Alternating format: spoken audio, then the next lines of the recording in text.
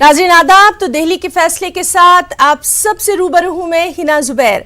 आज दिन भर न्यूज़ 18 उर्दू आपको तमाम तर अहम जो इंतखाबात के नताइज हैं उनसे रूबरू करवाता रहेगा। हमारे तमाम तर साथी जो हैं वो मुख्तलिफ पोलिंग मराकज़ पर मौजूद हैं। हमारे साथ कुछ ख़ास मेहमान भी रहेंगे और हमारे तमाम साथी आज दिन भर आपको अपडेट देते रहेंगे। और हो भी क्यों ना, क्योंकि दिल्ली असम्बली इंतखाबात के नताइज का आज ऐलान होना है। 8 बजे से वोटों की गिनती शुरू हो जाएगी। सबसे पहले पोस्टल बैलेट की गिनती होना है, इसके बाद EVM का नंबर आएगा। काउंटिंग के लिए 27 मराकज़ कायम किए गए हैं। सिक्योरिटी के भी पुख्ता बंदोबस्त नजर आ रहे हैं। साथ ही किसी भी तरह की हंगामी सूरत हाल से निपटने के लिए इजाफी पुलिस तैनात है। एग्जिट पोल में आम आदमी पार्टी को दिल्ली की बादशाहत सौंपी गई है, लेकिन बीजेपी ने भी अपनी जीत का दावा ठोक दिया है। किसी भी पार्टी को जीत के लिए 36 सीटें दरकार हैं। इससे पहले के इंतखाबात में आम आदमी पार्टी को 67, बीजेपी को 3, कांग्रेस को 1 भी सीट नहीं मिली थी।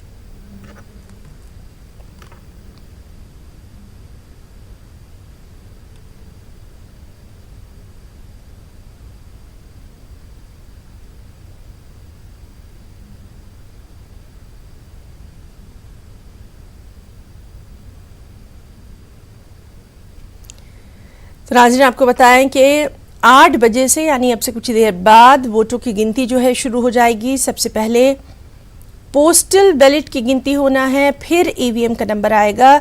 सिक्योरिटी को लेकर पुख्ता बंदोबस्त जो हैं वो किए गए हैं। काउंटिंग के लिए 27 सेंटर कायम किए गए हैं। साथ ही साथ किसी भी तरह की हंगामी सूरत हाल से निपटने के लिए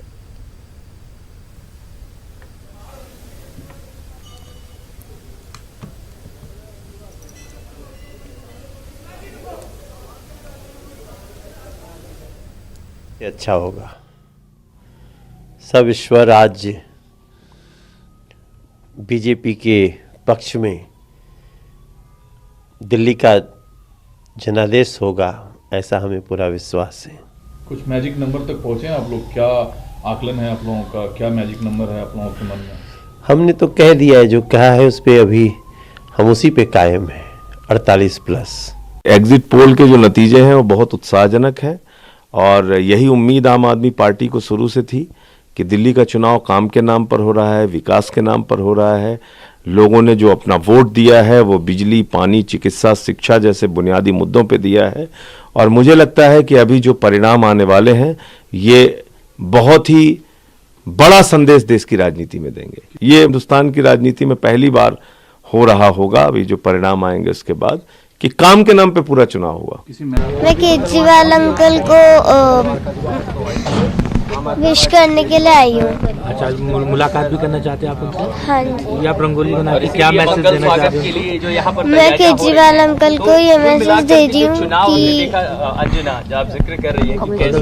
कांग्रेचुलेशन। पूरी फैमिली बहुत बड़ी फैन है उनकी और बच्चों के लिए ये भी आने वाले टाइम में बच्चे प्राउड करेंगे कि हम बिल्कुल उन्हीं की तरह बने थे। और मैं चाहती हूँ कि बड़े होकर ये दोनों बच्चे बिल्कुल केजरीवाल जैसे ही बने। बहुत एक्साइटमेंट है आज के लिए। 70 आउट ऑफ 70। 5 साल पहले जब रिजल्ट आने वाला था तब भी हम अपनी गुड़िया को लिटिल केजरीवाल बना के लेके गए थे और इसने ही सर को मतलब तिलक लगाया था और विश किया था। इस बार फिर अब हम इसको तो नहीं, इस बार इस छोटे बच्चे को लेके आए हैं और चाहते हैं कि इस बार 70 की 70 सीट्स सर। तो नाज़रीन लगातार हम आपको अपडेट दे रहे हैं कि किस तरह से अब से कुछ ही देर बाद वोटों की गिनती जो है वो शुरू हो जाएगी। और वो जो हलचल दिल्ली में इस वक्त देखी जा रही है, मौसम वहाँ सर्द है लेकिन सियासत का मौसम गर्म ही देखा जा रहा है। तमाम तर रिएक्शंस हैं।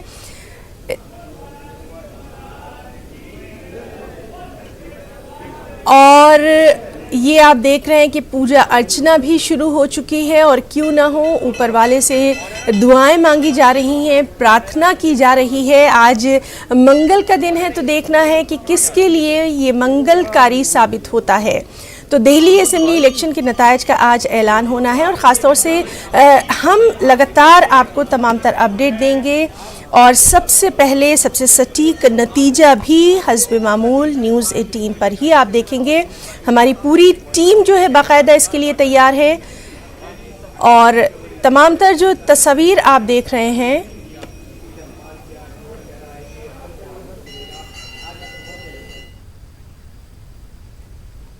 वो मनोज तिवारी के ट्वीट से उठा और उसके बाद संजय सिंह ने इस बात को लेकर ईवीएम पर सवाल खड़े कर दिए। तो कहीं ना कहीं ये कहा जा सकता है कि जिस तरीके से अगर आम आदमी पार्टी अगर आज चुनाव जीतती है तो ईवीएम सभी सही होंगे, उस पर फिर सवाल नहीं उठाए जाएंगे।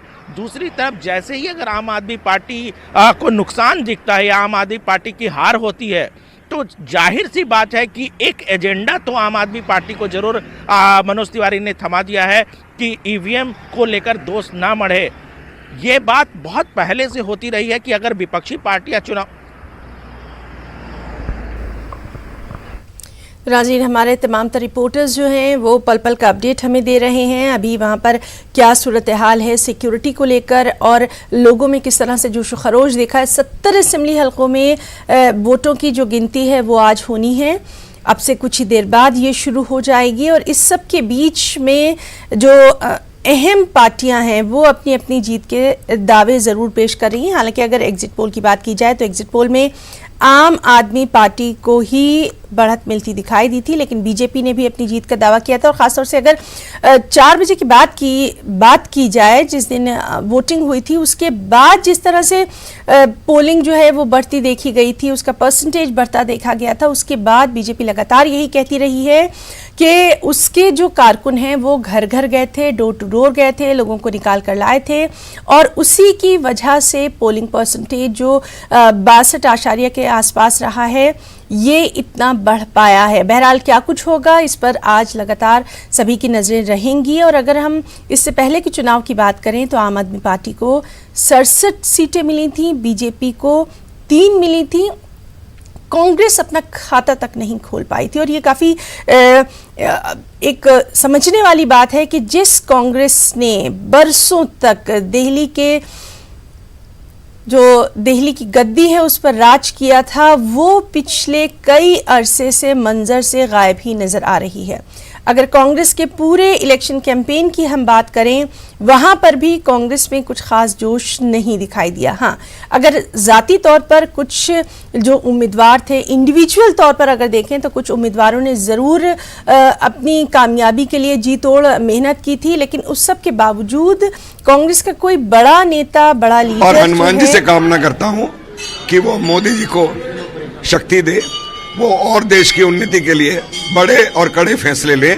दिल्ली विधानसभा चुनावों के अंदर हमने मेहनत की है, हनुमान जी से प्रार्थना है कि वो हमको बल दे, फल दे।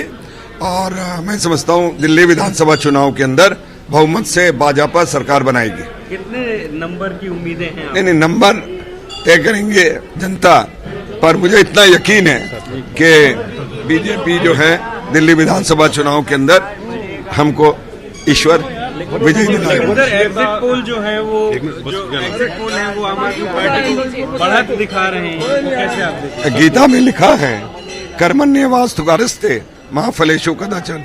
हमारा काम है कर्म करना, फल देना उसका काम। बीजेपी के वरिष्ठ नेता विजय गोयल जी हमारे साथ मौजूद है बात करने के लिए। सर, आपने हनुमान जी से तो विजय गोयल जी, जिनका साफ तौर पर कहना है कि हमने अपना काम कर दिया है, अब सिर्फ इंतज़ार है नतीजों का। तो और सबसे अहम बात यह है कि जो तमाम चीज़ों की शुरुआत हो रही है वो कहीं ना कहीं ऊपर वाले को याद करके हो रही है। तो आपको बताएं कि काउंटिंग की वजह से ट्रैफिक में क्या कुछ बदलाव किया गया है, किस तरह से जो ट्रैफिक है उसको बदला गया है, इसका भी जायजा लिया हमारे साथी ने।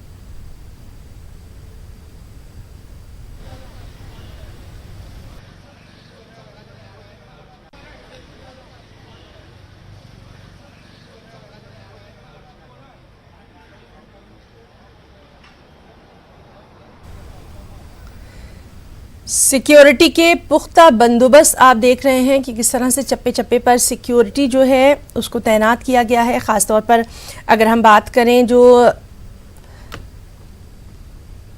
इजाफी फोर्सेस हैं वो तैनात की गई हैं। काउंटिंग के जो मराकज़ हैं वहाँ पर सिक्योरिटी के पुख्ता बंदोबस्त दिखाई दे रहे हैं। 21 मुकामात पर वोटों की गिनती का इंतज़ाम किया गया है। सुबह से ही हलचल नज़र आ रही है और केजरीवाल की न्यू दिल्ली सीट पर 51% वोटिंग हुई थी।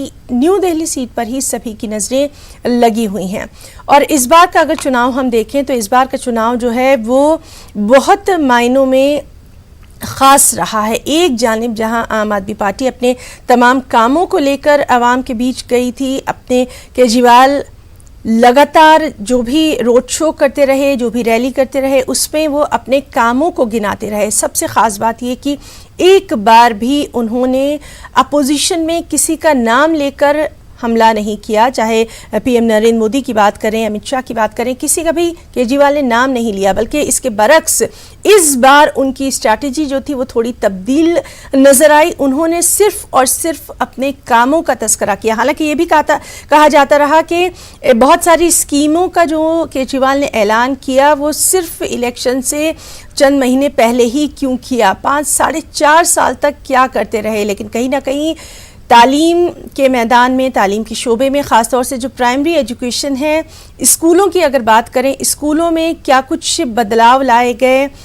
सेहत को लेकर मोहल्ला क्लिनिक का बार बार तस्करा किया जाता रहा कि मोहल्ला क्लिनिक जो है उनमें किस तरह से तब्दीली लाई गई है, आम आदमी तक मोहल्ला क्लिनिक की पहुंच किस तरह से पहुंचाई गई है, रसाई हासिल की गई है, उसकी बात केजरीवाल करते रहे। और फिर हमने देखा कि उन्होंने सड़कों की बात करी, साफ पानी की भी केजरीवाल ने लगातार बात करी। तो एक जानिब जहां आम आदमी पार्टी अपने कामों को लेकर आवाम के बीच गई, जनता के बीच गई, वहीं बीजेपी की अगर बात करें तो बीजेपी अगर ये कहें कि अपने जिस तरह से डीएनए उसका था उससे वो नहीं पलटी। यानी जो ख़ास मुद्दे रहे वही इस बार बीजेपी के लीडरों के बयानात में साफ दिखाई दिए। अब आज ईवीएम जब खुलना शुरू होंगी तो फिर ये बात तय हो जाएगी कि अवाम ने, दिल्ली के लोगों ने अपने दिल से दिल्ली के कामों के लिए वोट दिया है या फिर उन्होंने बयानों के लिए वोट दिया है। और हमारे साथ ख़ास मेहमान भी मौजूद रहेंगे, हमारे रिपोर्टर्स मौजूद रहेंगे, उनसे भी हम ये तज्जिया करेंगे क्योंकि दिल्ली का ये जो चुनाव है ये पिछले कुछ बरसों के मुकाबले में काफ़ी अलग मायनों में अहम रहा है। एक तरफ जहां हमने देखा कि सियासत पूरी तरह से हावी रही है, कुछ खास बयानात की जानिब कुछ खास तबके को निशाना बनाया जाता रहा। और अब परिणाम का समय है। नर्वस है या उत्साहित है? मैं नर्वस नहीं हूँ। आज पंडित दीनदयाल उपाध्याय जी का बलिदान दिवस है।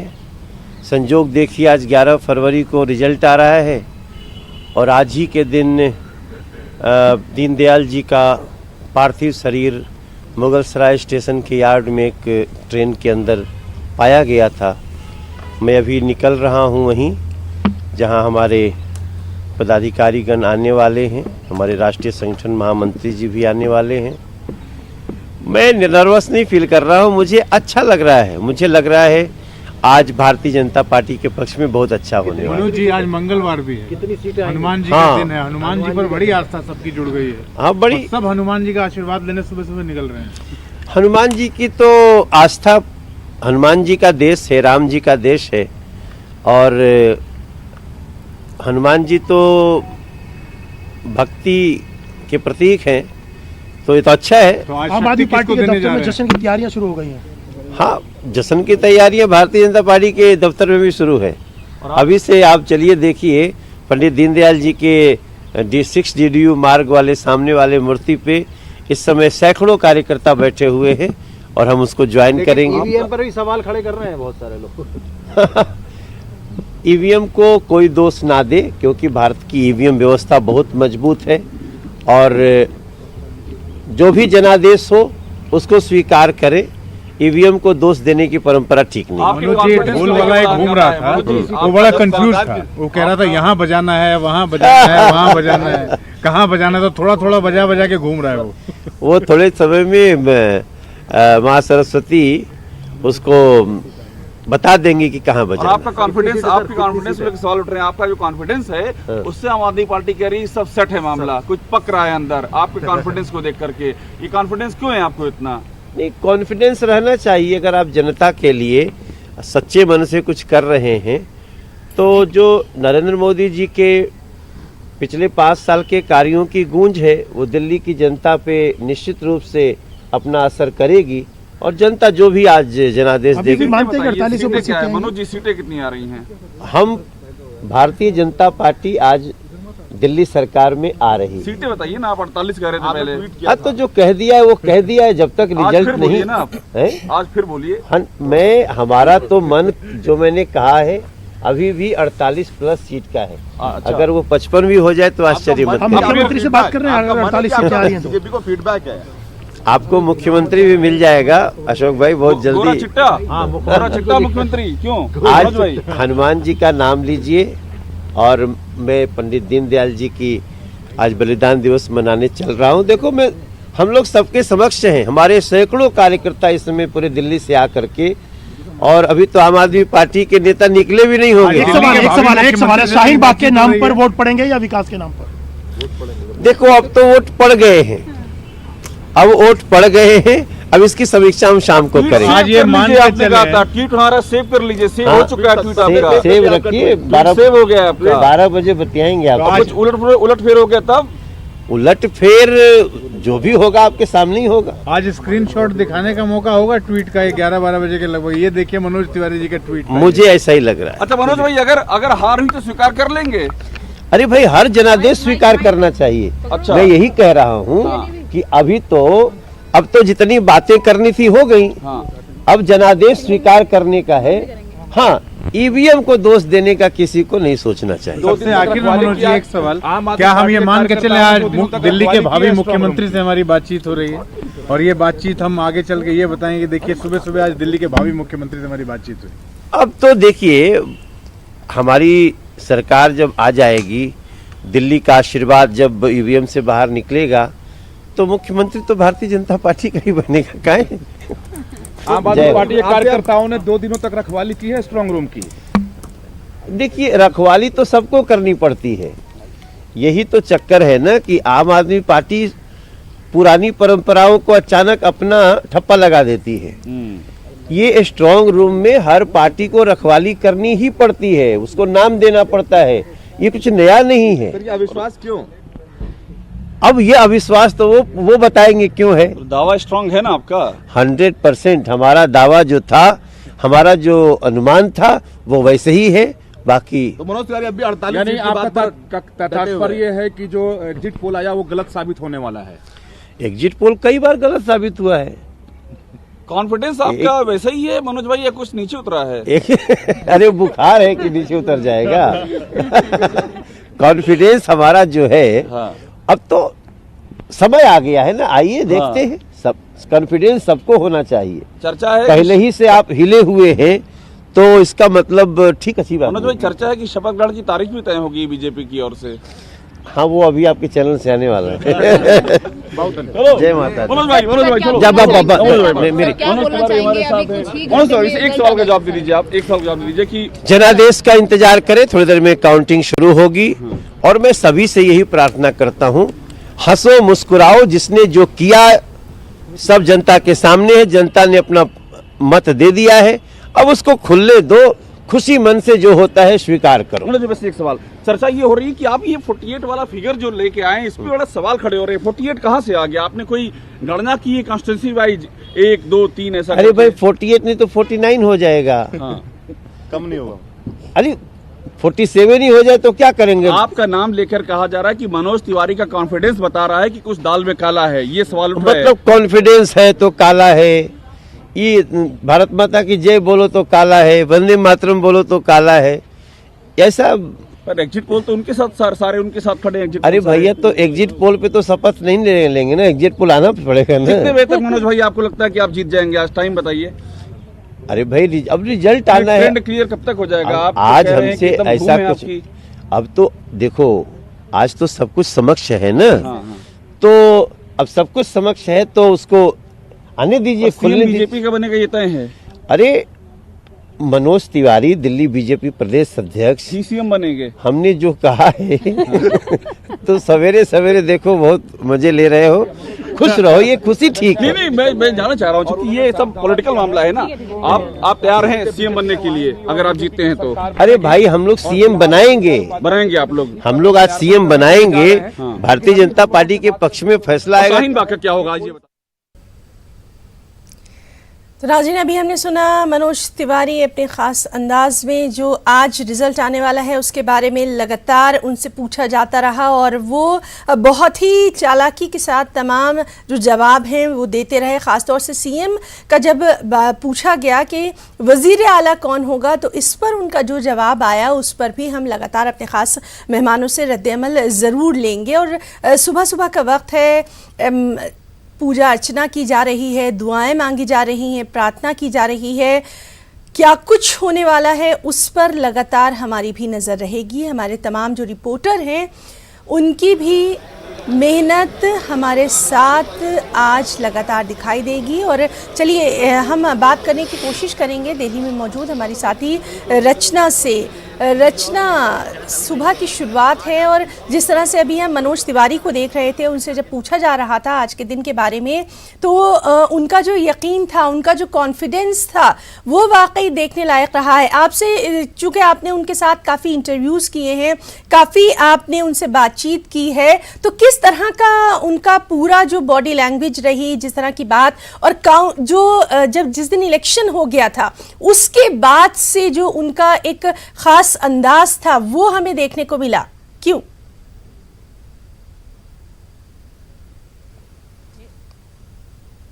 बिल्कुल हिना, जिस तरीके से अगर हम दिल्ली बीजेपी अध्यक्ष मनोज तिवारी की बात करें तो दिल्ली इलेक्शन को लेकर एक बड़ी जिम्मेदारी थी जो उन्होंने बखूबी निभाई। जिस तरीके से लगातार प्रचार किए, जिस तरीके की प्लानिंग की, और जब वोट डलने के बाद मनोज तिवारी से हमने बात की तो वो फुल कॉन्फिडेंट नज़र आए और जिस तरीके से उनका कॉन्फिडेंस झलक रहा था कि बीजेपी जीतेगी, क्योंकि कल भी हमने मनोज तिवारी से बात की, लगातार वो यही दावा करते नज़र आ रहे हैं कि 48 सीटों से ज़्यादा आएंगी। हालांकि एग्जिट पोल के जो रिज़ल्ट, जो नतीजे हैं, जो एग्जिट पोल कह रहा है वो कुछ और ही दिखा रहा है।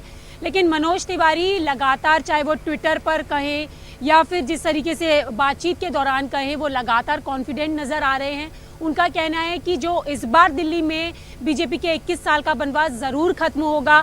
तो अब ये देखने वाली चीज़ होगी कि जिस तरीके से वो कॉन्फिडेंट नज़र आ रहे हैं तो दिल्ली की जनता उतनी बीजेपी के साथ कॉन्फिडेंट नज़र आई थी या नहीं आई थी, और वोट किस साइड पर गया है ये तो नतीजे आने के बाद, मतगणना शुरू होने के बाद ही पता चल पाएगा।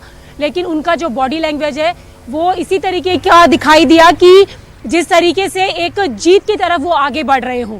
तो अब जिस तरीके से 8 बजे से मतगणना शुरू होनी है, तो अब क्या कुछ किस तरीके के रुझान सामने आते हैं और किस तरीके की रिजल्ट्स निकल कर आते हैं, इस पर सभी की जो नज़रें हैं वो ज़रूर टिकी होंगी यहाँ पर रहना। जी रचना, जिस तरह से पूरी इलेक्शन कैंपेन को हमने देखा और फिर ख़ास तौर से जिस दिन इलेक्शन था उस दिन भी हमने देखा कहीं ना कहीं जो लोग थे वो अपने कुछ ख़ास बुनियादी चीज़ों को लेकर ही इस बार भी जागरूक नज़र आए, बेदार नज़र आए।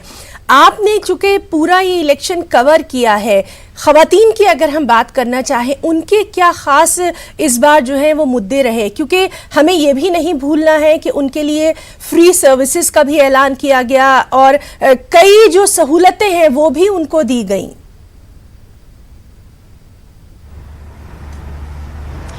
बिल्कुल हिना, इस चुनाव के दौरान जिस तरीके से महिलाओं की से बात हुई हमारी, तो महिलाओं का सबसे बड़ा मुद्दा जो मुझे नज़र आया यहाँ पर, तमाम दिल्ली की जो महिलाएं हैं वो अपनी महिला सुरक्षा पर ज़रूर बात करती हुई नज़र आई, क्योंकि दिल्ली में जिस तरीके से क्राइम ग्राफ लगातार बढ़ रहा है, ऐसे में बड़ा मुद्दा महिला सुरक्षा यहाँ पर बना।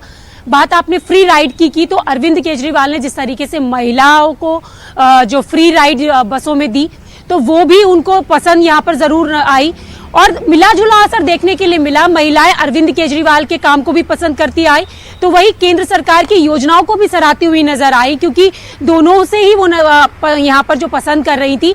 हालांकि महिलाओं का सबसे बड़ा मुद्दा यही था कि महिला सुरक्षा के लिए तमाम जो सरकारें हैं वो क्या कर रही हैं, क्योंकि सीसीटीवी कैमरा हो या फिर डार्क स्पॉट्स हो या जो तमाम तरीके की चीज़ें हैं और महिलाओं के लिए जो रोजगार की बात है वो भी यहाँ पर देखने के लिए मिली।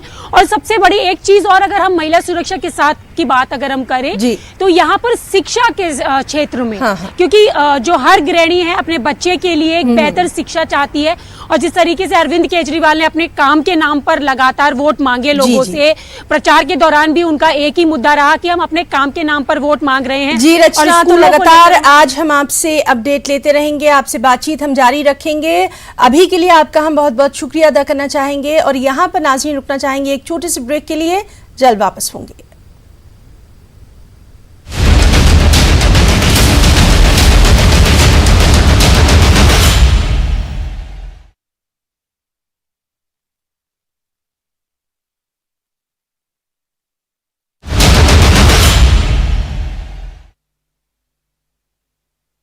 भाई साहब